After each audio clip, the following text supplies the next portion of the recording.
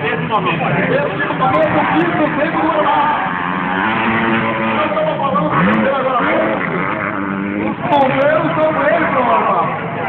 Quem já fez todos os ajustes em sua motocicleta, que ele prefere guardar o equipamento, reparar o próprio, preparar o piso para a prova.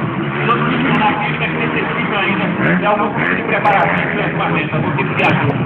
Mas é que dentro do segundo tempo do cronometrado foi isso.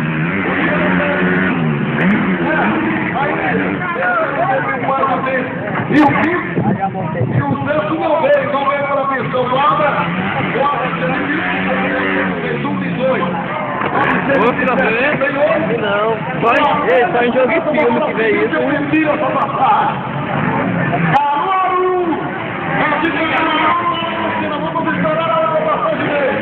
Tem apoio da proposta aqui no Nordeste. É piloto para Porto Nordeste. Vamos ver, estava passando para vocês aqui dois. O ano já te viu que ele fez. O melhor não veio.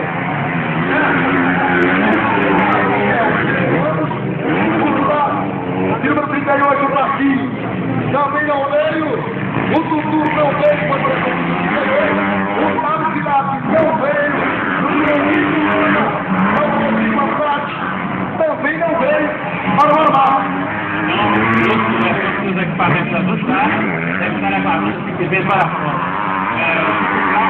Fazer um lançamento com a nossa carreira. E o Victor Zololo, meu filho, vamos puxar o saco a cortinha do papai, tem o sexto tempo nesse momento. E bom, sexto tempo para o Victor Zololo. Eu quero a arquibancada comigo acompanhando a passagem do Arão Centro.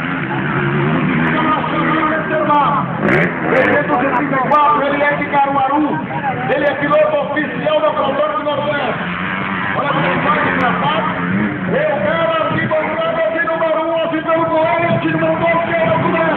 Cadê o grito da hora?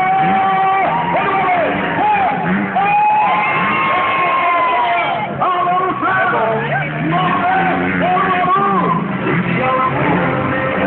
nossa senhora! Andando forte, você não traçado de curva.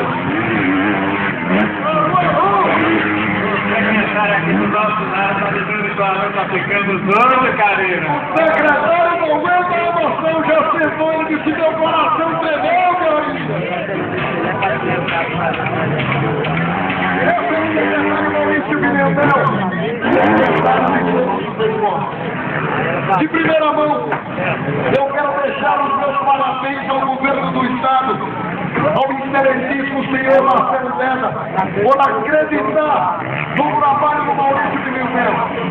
Me desculpe, Acabou essa etapa, foi? secretaria foi e está sendo trabalhado Essa acabou, tá acabando. no Estado.